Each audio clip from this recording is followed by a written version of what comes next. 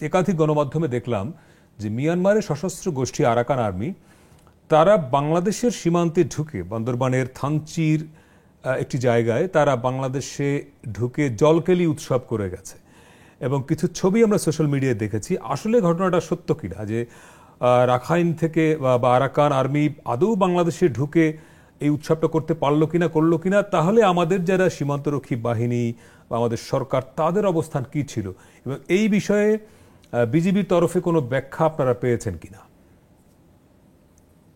ধন্যবাদ। যে সামাজিক যোগাযোগ মাধ্যমে যে ছবি বা ভিডিও ছড়িয়ে পড়েছে সেই ঘটনাটি সত্য।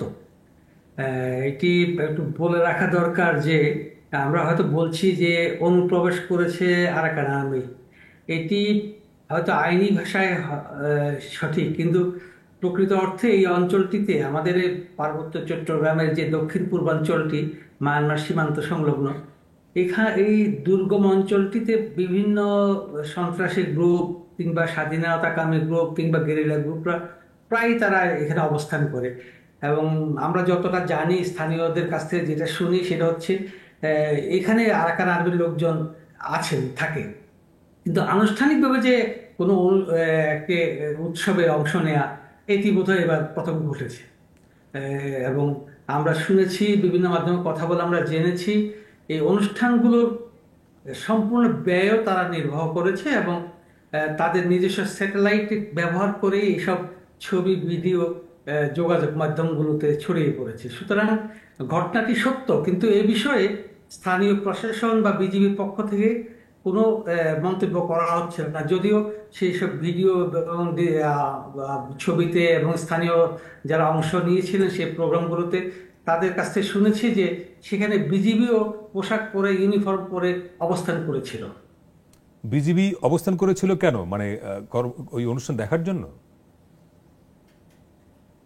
এটা ঠিক দেখার জন্য বলা যাবে না। মূলত এই অঞ্চলটা আমি শুরুতে একটু বলতে চেষ্টা করেছি, অনেক সীমাবদ্ধতা আমাদের আছে কথা বলার জন্য। এই অঞ্চলটিতে মূলত অনেকটা নিয়ন্ত্রণহীন অঞ্চল। এই অঞ্চলে প্রায় সন্ত্রাসী গ্রুপগুলো ঢুকে পড়ে এবং তাদের অস্ত্রশস্ত্র কিন্তু এত বেশি অত্যাধুনিক যে আমাদের সরকারের বা যে বিজিবি বা পুলিশের কাছে যেসব অস্ত্র থাকে তার চেয়ে অনেক শক্তিশালী অস্ত্র তারা ব্যবহার করে, যার ফলে মূলত সংঘর্ষে জড়ানো খুব কঠিন বিষয়।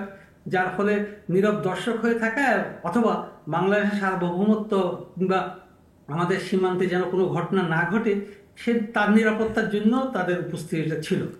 মনোভাই, একটা বিষয় এই যে আপনি বললেন যে আরাকান আর্মির লোকেরা বাংলাদেশ সীমান্তে ঢুকে অনুষ্ঠানটি করলো, এটি সত্য, এটি প্রথম ঘটলো। এটি কি এর সঙ্গে আমরা কি গত মার্চ মাসে যখন জাতিসংঘ মহাসচিব বাংলাদেশে এসে একটা সংবাদ সম্মেলনে বলে গেলেন যে রোহিঙ্গা সংকট সমাধানে বাংলাদেশের উচিত হবে এই আরাকান আর্মির সঙ্গে যোগাযোগ করা, অর্থাৎ এক ধরনের স্বীকৃতি কিন্তু তিনি এই বিদ্রোহী গোষ্ঠীটিকে দিয়ে গেলেন। তো জাতিসংঘ মহাসচিবের সেই স্বীকৃতির ফলে আরাকান আর্মি কি সাহসী হয়ে এই কাজটা করতে পারলো? অর্থাৎ জাতিসংঘ মহাসচিবের সেই সফরের সঙ্গে এই যে সবশেষ জলকেলির কোনো সম্পর্ক আমরা খুঁজতে পারি কিনা? এরকম একটা বিষয় নিয়ে আলোচনা হচ্ছে, যদিও আমরা দেখেছি এবার প্রান্তিক জায়গাগুলোতে মারমাদের যে সাংগ্রাই উৎসব, যেটি মৈত্রী পানি বর্ষণ বলে, অনেকে জলকেলি বলে, মূলত তারা মৈত্রী পানি বর্ষণ শব্দটা ব্যবহার করতে আগ্রহী এবং এটি অনেকটা শৈলী, শুনতেও ভালো লাগে। সেই অনুষ্ঠানগুলো এবার প্রান্তিক জায়গাগুলোতে অনেক বেশি হয়েছে। এই বিষয়ে আমি অনেকের সাথে কথা বলেছি, নাম প্রকাশ না করা কিংবা নিজেদের নিরাপদ রাখার জন্য কথা প্রকাশ্যে কেউ কথা বলতে চান না, তবে দু একজন যেটি বলেছেন যে এবারে যে আমাদের তিন্দু রেমাক্রিক মুখে যে উৎসবটি হয়েছে তার ব্যয় নির্বাহ করেছে আরাকান আর্মি। যদিও এর আগে একটি উৎসব উদযাপন কমিটি হয়েছে গত মার্চ মাসে এবং তারা সভা সমাবেশ করে একটা প্রস্তুতিও নিয়েছিল, তারা নিজেরাও চাঁদা দিয়েছিল। স্থানীয় যে থানচি উপজেলা পরিষদ সেখান থেকে উৎসব উদযাপনের জন্য আমরা যতটা জানি 2 মেট্রিক টন খাদ্যশস্য দেওয়া হয়েছিল।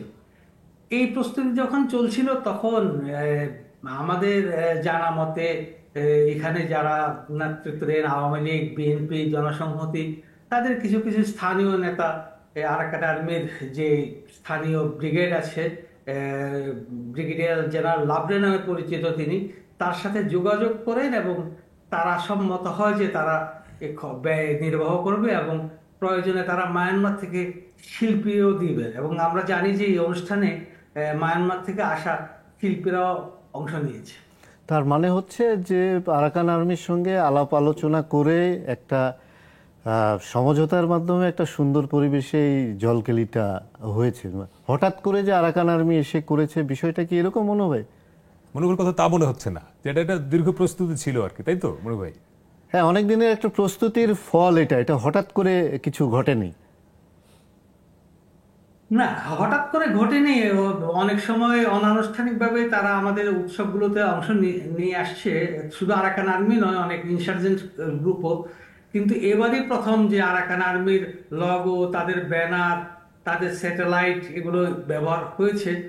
এবং আপনি যদি ভিডিও বা ছবিগুলো দেখে থাকেন, বা আমরা যারা দেখেছি তারা দেখেছি, সেখানে আরাকান আর্মির লগোযুক্ত ব্যানার ব্যবহার করা হয়েছে।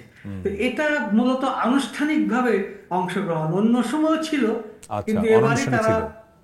মূলত স্পন্সর তারা ছিল। ছোট্ট করে মনু ভাই, মানে এই আরাকান আর্মির এটা এই ঘটা করে এই জলকেলি করার সবাইকে জানিয়ে, মানে উদ্দেশ্যটা কি? মানে এরা আসলে কি এখান থেকে অর্জন করতে চায়, মানে আপনার কি মনে হয়? এটি হচ্ছে আমাদের এই অঞ্চলে যারা বসবাস করে তাদের মধ্যে মারমা জনসংখ্যার দিক থেকে অনেক বেশি। আরাকানে যারা বসবাস করে, আরাকানে রাখাইন কিংবা বৌদ্ধ ধর্ম অবলম্বী যারা আছে, তাদের সাথে জীবনযাপন, ধর্মবিশ্বাস, চালচলন সব দিক থেকে মারমাদের এক ধরনের সাযুজ্যতা আছে। এবং চাকমা যারা অন্যান্যরা যারা বৌদ্ধ ধর্ম অবলম্বী, তাদের সাথে এক ধরনের সাযুজ্যতা আছে, সম্পর্ক আছে, যোগাযোগ আছে।